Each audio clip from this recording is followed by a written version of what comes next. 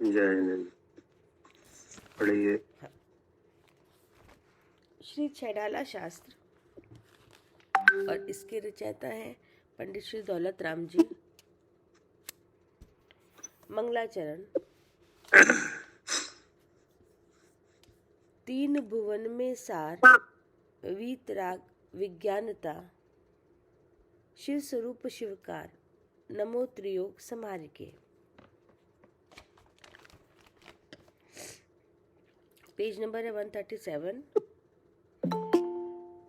और यहाँ पर अब चल रहा है, अब आदान निक्षेपण समिति का वर्णन करते हैं। तो ये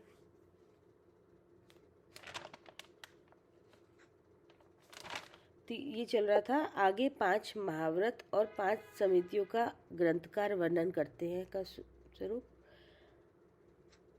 अंतर चतुर्दश भेद बाहिर, संग दश धातते टले, परमाद तजी चौकर मही, लखी समिति इरिया ते चले।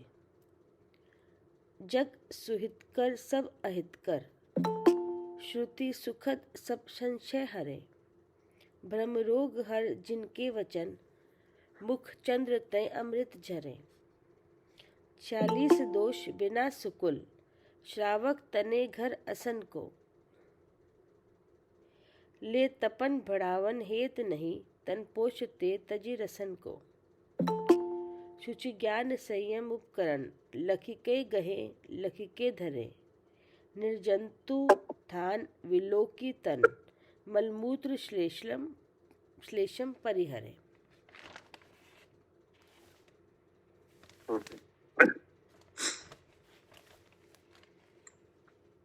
ये जो विषय है, ये 5 समितियों का विषय है और उसमें कौन सी समिति है? आदान निक्षेपण। आदान समिति। इन समितियों में क्या क्या विशेषता है, क्या गुण है इसमें? हाँ, ये 5 महाव्रत की रक्षा के लिए 5 समितियाँ। हाँ, और 5 महाव्रत में क्या क्या गुण है? हिंसा, उनका गुण है अहिंसा और अपरिग्रहिता। जो धर्म के प्रधान लक्षण है अहिंसा और अपरिग्रह, उसकी रक्षा और वृद्धि, उसमें ये 5 महाव्रत हैं। और उन महाव्रतों का निर्दोष पालन, उसके लिए क्या है? 5 समितियाँ। 5 समिति है।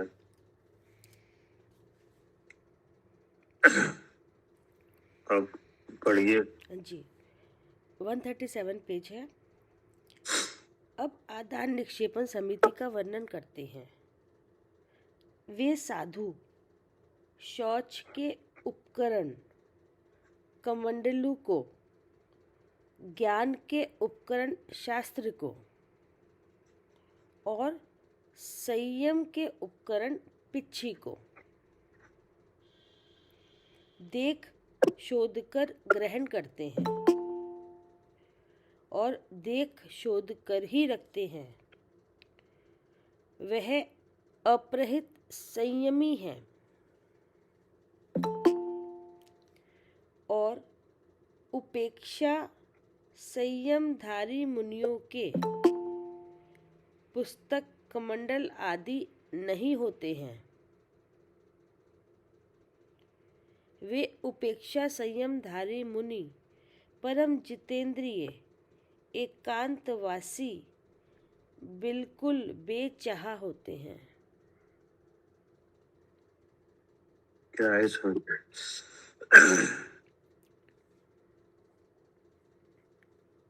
क्या स्वरूप बताया जा रहा है कि अब आदान निक्षेपण समिति का वर्णन करते हैं कि जो सोच के उपकरण, तो सोच का उपकरण क्या है? जी, कमंडल। कमंडल। ज्ञान का उपकरण है शास्त्र और संयम के उपकरण है पीछे। तो ये उपकरण है, क्या है? जी, उपकरण। हाँ, तो इनको देख के उठाना और देख के रखना। और वो क्या कहा? वह अपहत संयमी है। क्या?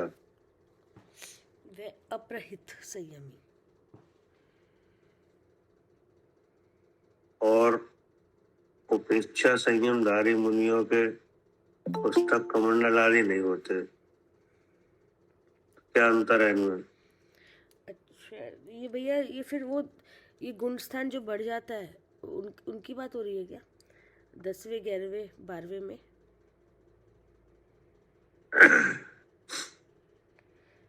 नहीं, ये एक अलग जीव है। अच्छा, जिनके पास ये सब नहीं होता। हम्म, एक तो जैसे हाँ जी। इनमें मतलब दिक्कत ऐसे, जैसे रिद्धिधारी मुनराज होते हैं, जी। कि नहीं? हाँ जी।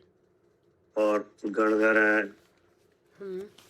और जो तीर्थंकर है ना, जी। तो तीर्थंकर बनने से पहले, जो केवल ज्ञान होने से पहले जो उनका आचरण है, वे जीव है, हम्म। क्योंकि उनके इस तरह की कोई जरूरत नहीं है। क्या? अच्छा, गंधर्व देव वगैरह भी नहीं रखते क्या? जरूरत ही नहीं है। अब जैसे विचार ज्ञान के धारी स्वयं ही है, हाँ जी। तो अब ज्ञान के उपकरण की क्या जरूरत शास्त्र की? अच्छा अच्छा। अच्छा, जब 4 ज्ञान के धारी हो गए तब जरूरत नहीं है। हम्म। और दूसरी बात यह है कि उनकी काया में ही ऐसी कोई विकृति नहीं है जो मन वगैरह बने। अच्छा। क्या? ठीक है। मंडल ही क्या जरूरत? हाँ। क्या? हाँ जी। कोई आहार निहार की नहीं होता वहाँ पर इनके। आहार तो होता है, अच्छा, निहार नहीं होता। आहार होता है निहार नहीं होता, ठीक है। तो तुमने कहा कि ये तो अपहत संयमी है, हम्म। जिनके तो आहार भी है निहार भी है, ठीक है ना? जी। हाँ। और पृथ्वी पर गमन है, हाँ। कि नहीं? हाँ। इन चीजों की उन्हें जरूरत है, हम्म। तो ये तो अपहत संयमी है, हम्म। ठीक है ना? और उपेक्षा संयमधारी, हम्म। इन्हें उपकरण की जरूरत ही नहीं है, हम्म। ठीक है ना?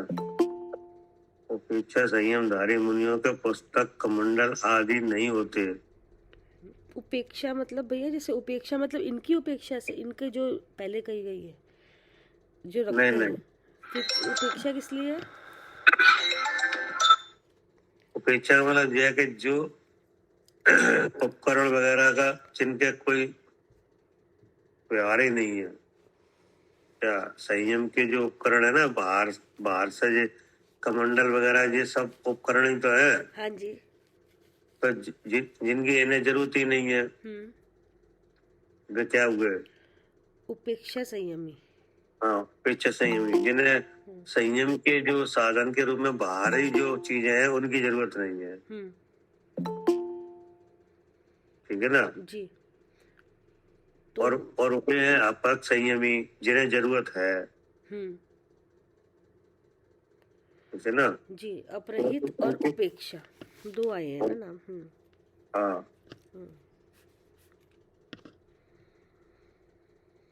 ठीक है ना? तो तो ये अब आप उनके उनके पहले से ही ऐसी विशेषताएं हैं, हाँ। कि नहीं?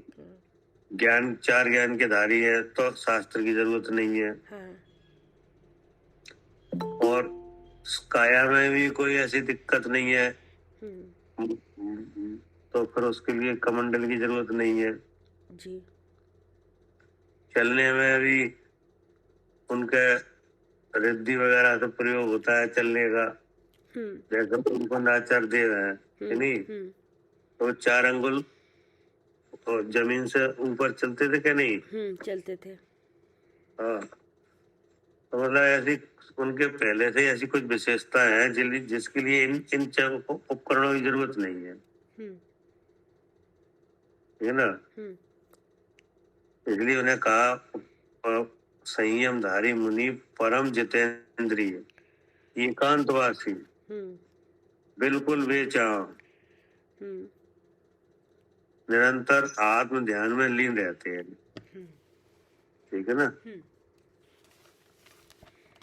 और ये हाँ जी। वे साधु शौच के उपकरण कमंडलू को, ज्ञान के उपकरण शास्त्र को और संयम के उपकरण पिछी को देख शोध कर ग्रहण करते हैं और देख शोध कर ही रखते हैं। वह अपरहित संयमी हैं और उपेक्षा संयमधारी मुनियों के पुस्तक कमंडल आदि नहीं होते हैं। वे उपेक्षा संयमधारी मुनि, परम जितेंद्रिय, एकांतवासी, बिल्कुल बेचाह होते हैं, निरंतर आत्म ध्यान में लीन रहते हैं। इसलिए इनकी बाहर के शास्त्र आदि उपकरणों की जरूरत नहीं होती इनको। हाँ, इनको बाहर होते भी क्या, हम्म अब इनके जो कमंडल वगैरह वाले जो जीव है, इनके आहार भी है, निहार भी है, उनको जरूरत है कि नहीं? तो मति ज्ञान और सुत ज्ञान वाले हैं कि नहीं? अवधि मन पर है जिनके नहीं है, उन्हें शास्त्र की भी जरूरत पड़ती है, ठीक है ना? और जैसे आदि कुछ लिखा है ना, उपकरण आदि, जी और इसमें जैसे एक तो वो है पाटा, यानी जी लेट जी तखत, उसको भी देख खुद के लेटते हैं, यानी इस तरह की जो वस्तुएं इनके होती है।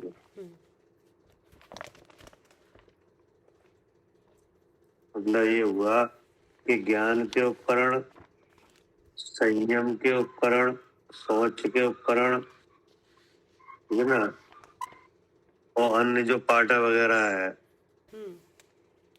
वो सब देख के सावधानी पूर्वक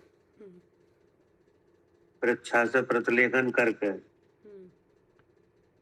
उठाना और रखना, ठीक है ना? ये एक आदान निक्षेपण समिति है।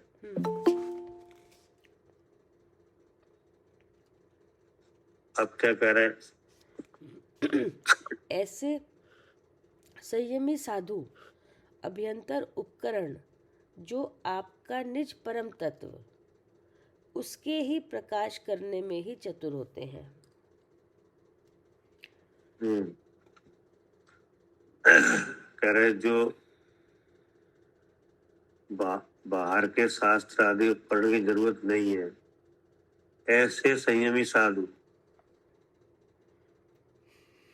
अभ्यंतर उपकरण जो आपका निज परम तत्व, उपकरण का मतलब क्या होता है? जो उपकार करे।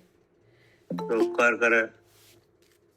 आप तो जो जीव है वो अपने लिए स्वयं ही उपकारी है। हाँ क्या वास्तव में क्या है?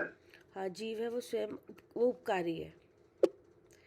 हाँ, अगर जीव अपने को जीव जाने हाँ तो क्या हो जाए?